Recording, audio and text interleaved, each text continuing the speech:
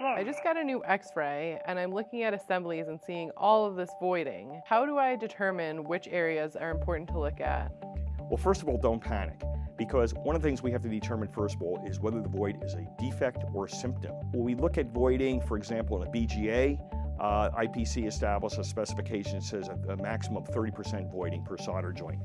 With bottom terminated components right now, there is no limit, but the committee is looking at it and probably is going to fall in the vicinity of 40–50%. Some components require near zero voiding. LEDs and sensors come to mind.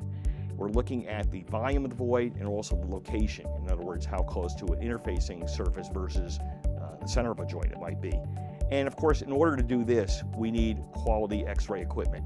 We're talking typically, at the very least, X-ray with oblique angle viewing, perhaps laminography, if we're trying to avoid, using destructive testing. Complete.